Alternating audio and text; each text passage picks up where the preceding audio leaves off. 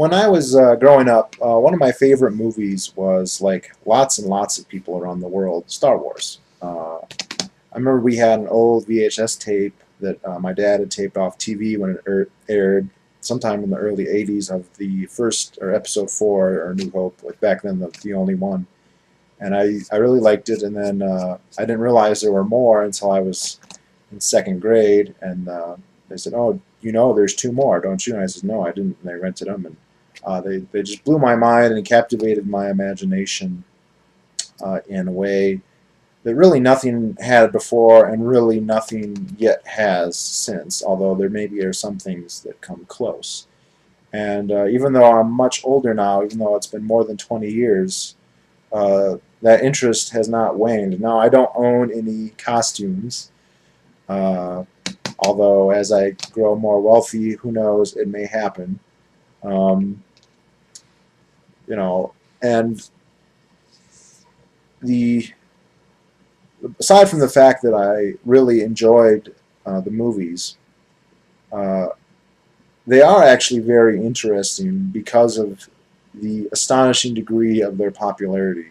They have penetrated the culture of not only the United States but really around the world to an amazing degree. And of course, not equally everywhere. There are places, I'm sure, where it's not very well known, and there are certain places where it's known and not necessarily that popular. But if you were to go on YouTube, for instance, though, and just start watching basically fan-made films, it won't take you very long to realize that the interest in the films far exceeds just the Anglosphere. I've seen them in French and Filipino. I've seen a very, very high production fan film that was apparently made in Turkey, and just South America and Mexico, even French. You know, the French go out of their way to resist foreign and especially American cultural influence, but this is not possible. And uh, I use Star Wars as an example because I believe it is the most outstanding example, but really this could apply to many, many, many things. Many Hollywood movies, many TV shows, and a great deal of music. I'm reading now about Al Qaeda, and believe it or not, Osama bin Laden, when he was a kid, actually really liked Bonanza, and even when he was an adult, he liked Pepsi. And also, I read in the book on Afghanistan, apparently, after the Soviets were pushed out, the most popular movie in Afghanistan by far was the first Rambo movie. Not the, no, the third Rambo movie actually takes place in Afghanistan. The popular one was the first Rambo movie, and apparently, um, I don't remember if it was ISI or the CIA. They wanted to find somebody, and they would actually make millions of millions, thousands of bootleg copies of Rambo, and at the end they put a message like, "Have you seen this person? Call this number." Uh, and the reason I point this all out is to say that is to reflect an idea I heard from Scott Horton, my favorite radio show host of anti-war radio. About 2 years ago, he did a debate, so-called, against a neocon about the threat of Iran, something that apparently he needs to do again because war is in the air again against a country that really should be our natural ally and has done virtually nothing to us except tried to help us, and actually has helped us. They actually helped us a great deal in the war in Afghanistan. They are our natural allies against bin Laden. I'm not saying I favor engagement at that level, but if I was a nationalist, Iran should be our friend. And I mean, they're Shiites, which means they'd be good juxtaposition against all the Sunnis out there. In any event, in the speech, Scott Horton said, "Well, you know, America is very interesting because it is the greatest, it is the military hegemon of the world, no doubt, and it's the first hegemon of the entire world. But it's also a cultural hegemon. He goes, people love our music, they love our movies, they love a lot of the products that we produce, but they hate our government, and they should, because our government goes around and kills people and pays millions of dollars and billions of dollars to governments that oppress their own people. The classic examples would be like Mubarak, who is no longer in power, but Next on the list would almost certainly be the Saudi royal family, who's beheads dissidents, and who is an overt client state of the United States if ever there was one. And I think it's instructive to examine the two because I don't think there's anything wrong with cultural hegemony. I think it's extremely pervasive, and I think America has, even now, a certain aura of a city on a hill, a beacon of liberty. It's mostly gone, but the remnants are still there, and I don't think that. But I think a lot of people's reaction when you say that is that's a meaningless advantage. Being a moral authority or an emulatable society is nothing that gives you any rewards, when really it actually does. If you're a friend to all, or almost everybody anyway, uh, then you're not going to be, no one's going to hate you. No one's going to hate you enough to do anything against you. Now, reading about bin Laden, it's difficult to say. I think bin Laden, was not crazy, but he was in certain areas a little bit delusional. Um, but in the story, some of the terrorists he worked with were literally crazy psychopaths. And there are people out there who, even if you commit no crime or do nothing wrong, will become very angry for superfluous reasons and may try and do you harm, regardless of how good you are. But the thing is with people like that is they are crazy and they will not garner the support of others. They will be poor maniacs, and the worst you can expect is maybe a mass shooting or maybe a single inept bombing or something like that. In order for Al Qaeda to have been affected, there had to have been legitimate grievances, and there are legitimate grievances. Now, I'm saying that they dealt with them effectively, and what they don't like is the hegemon of the United States. And it's interesting because they will cite, actually, not Star Wars specifically, at least that I've read, but the cultural things. They don't like the blue jeans and the women not wearing burqas and freedom of religion. I mean, and certain Muslims really don't like that idea. Not all Muslims, but some of them. But that is not enough to motivate them to commit suicides. And that, in fact, actually, I didn't really realize this before. Even though terrorism, modern Islamic terrorism, although that's probably not the best term because most of the so-called Islamic terrorism was secular up until the 90s, most of it anyway. Suicide terrorism was extremely rare. The first Palestinian suicide terrorist didn't commit his act until like 1995. In fact, apparently, I'm no Quranic scholar, but in the book he quotes Muhammad basically says, even if you are a great person and a great war hero, if you kill yourself, you will burn in hell forever. That it is suicide, and this would include suicide terrorism, is extremely taboo, at least to most Muslims. And I do know that during the Afghan war, they tried to convince suicide terrorists or suicide soldiers to drive into tunnels that were the main supply lines to the Soviet Union and blow them up, and they wouldn't do it because it was, quote, against their religion. So the cultural hegemonic stuff is not enough of a motivation. You need the government to be actually killing people for that to be the case. And unfortunately, so many people at the political level, and then through their influence through academia and through the intelligentsia, so many of the regular people who have an opinion about the war, they want military and governmental hegemony, which will never solve any problems. It will create problems, and it will cost a fortune. It will ruin the country, when they should be favoring cultural hegemony. And I know there the danger is, well, if you think that movies and music are so great, why don't we have the government subsidize them? No, because if the government gets into them, they'll destroy the market incentives, and then they just won't be that good anymore. There's a reason that Star Wars is popular, and movies they make in France are not. Because in France, they're subsidized by the government, and they don't have free speech. And as long as you appeal to the clique of Parisian film critics, then that's success. When in Hollywood, for there to be success, there has to be commercial success. And I know a lot of people have a blasé, anti-commercial attitude. Really, this is absurd and actually kind of anti-democratic. To be a commercial success, you have to make something that is appealing enough to people that they will expend money to go and watch it voluntarily. And that is an enormous incentive to be good at what you do.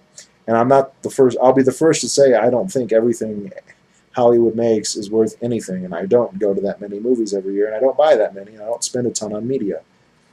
But I think it's undeniable that they do produce, at least some of the time, several times a year, and over the many years, thousands of times, uh, amazingly high-quality cultural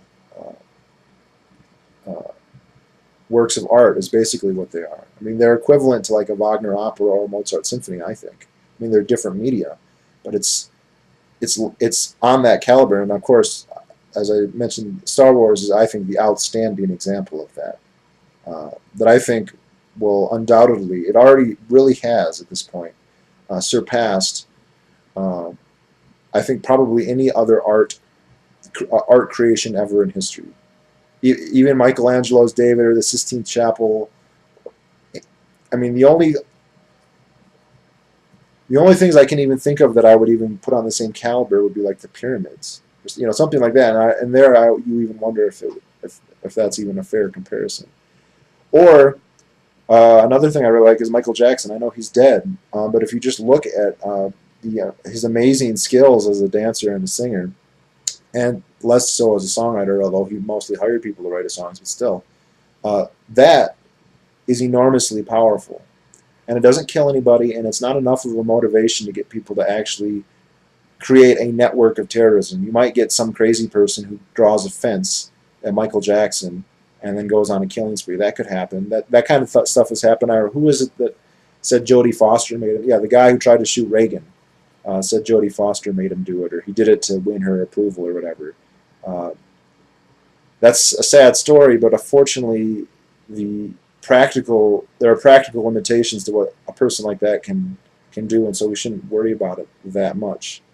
I also remember TNT used to make a whole bunch of TV movies about Native Americans. I don't know why they stopped doing it. They did quite a few back in the 90s.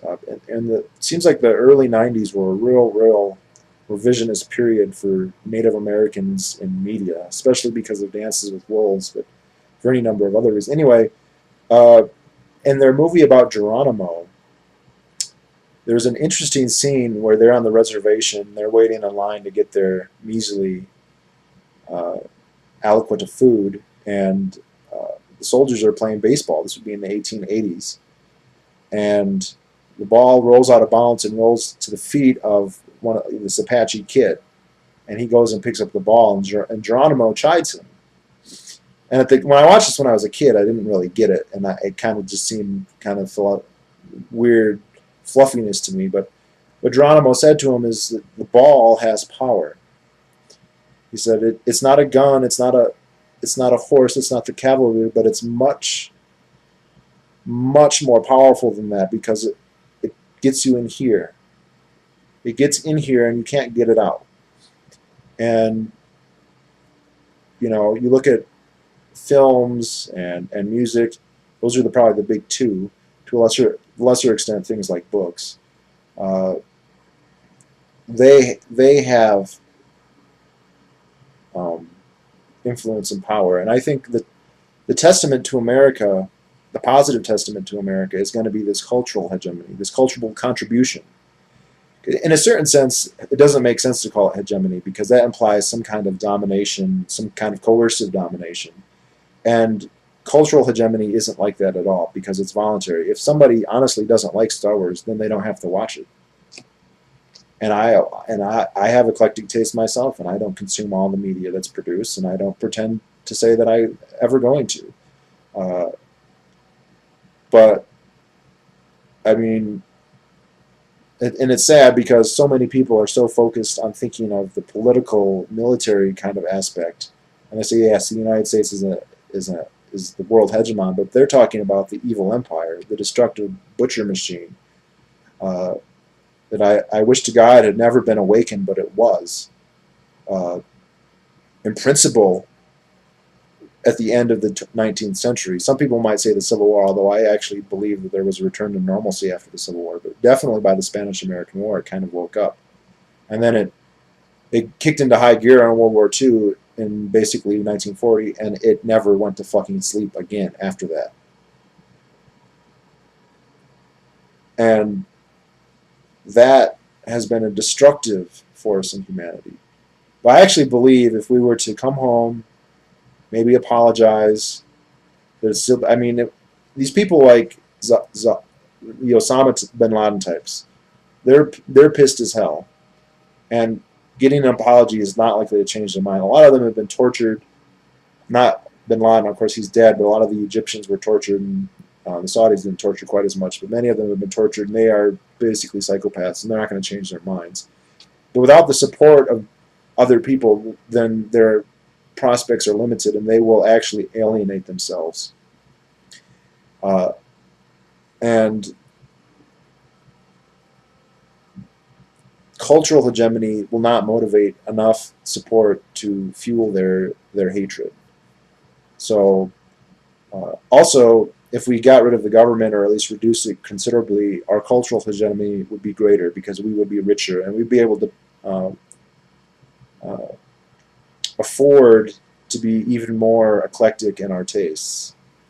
And there would be a bigger market for the goods and services, actual goods and services, not taxed ones. And it would be, I mean, because right now it's very easy.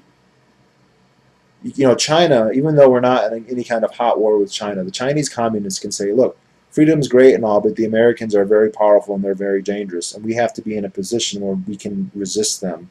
And so you Chinese people should not have that much liberty, because you need us to protect you from the Americans. And this is also true for the Russians.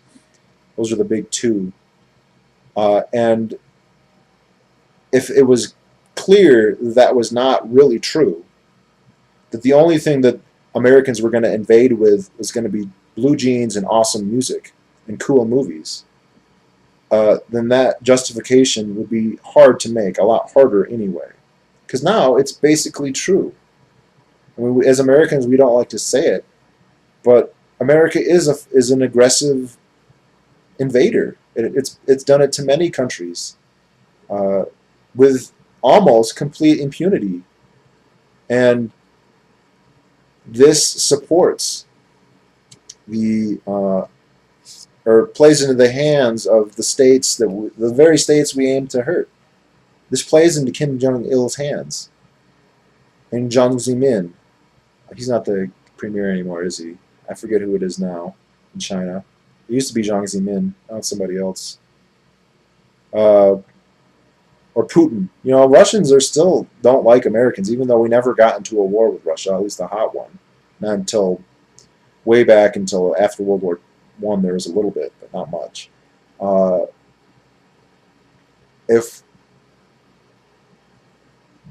I do remember watching stories about the Soviet Union where they would listen to a radio and they'd hear rock and roll, and obviously it was better than the music the Soviets were making. And the black market in American goods, or Western goods more generally, that was powerful. That destroyed the legitimacy. I remember hearing an interview with somebody, legal immigrant, by the way. If you see this, please comment, because obviously you know more about this than I do. But she said she listened. The media kept saying, well, it's not great here, but it's worse over there. And she said she would listen to the music, and she's like, there's no way these aren't happy, great people, because listen to their music. It's probably music I wouldn't like that much, but so yes, there's nothing wrong. We should have cultural hegemony. We should be a city on a hill. We should be a beacon of liberty and hope.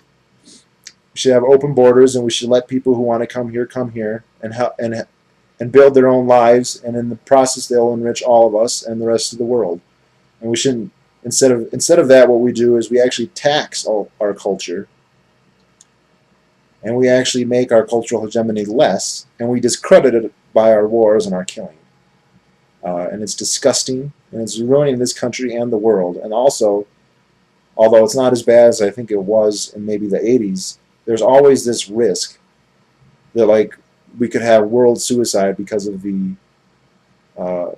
recklessness of the government because of something like a nuclear war. Which I'm not saying a war with Iran will automatically do that, but that is playing Russian roulette. That is risking a lot, and the government people are incentivized to be more, because Obama has a better chance of surviving a nuclear holocaust than the rest of us, because he's got bomb shelters and a Marine who walks around with a lead vest everywhere he goes. All right, the rest of us don't have that, and so we're a lot more reluctant to press the big red button than he ever will be. You know, and all these maniacs in the military. They're not all maniacs, by the way. It's my understanding that the military is one of the main reasons we haven't gone to war with Iran, is because many of them have said that would be fucking insane.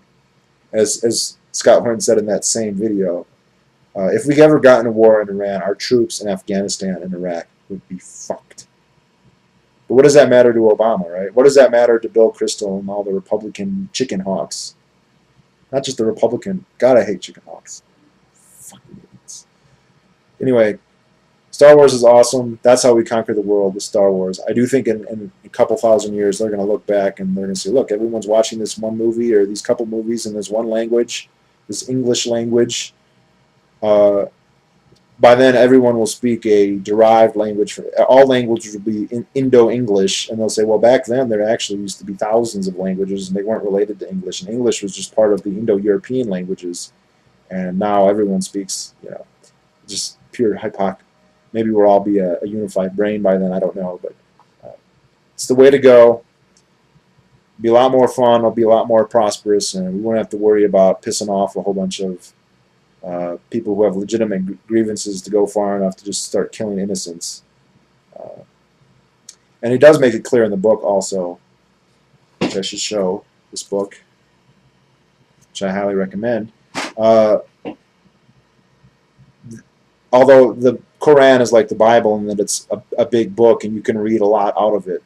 So it would be wrong to say it's a book that's all about peace or whatever, or vice versa, that it's all about war. Apparently, Zawahiri and Bin Laden, most of these terrorists, the thinking theological ones, really had to jump through a lot of hoops and make a lot of twists and turns to make the argument that suicide terrorism was justified. But people, they wanted to make that argument, and people were willing to accept it because there are actual grievances, not because of Pepsi or Star Wars. Well, except for the Reagan Star Wars, maybe because of that, but not the George Lucas free market Star Wars. May the Force be with you.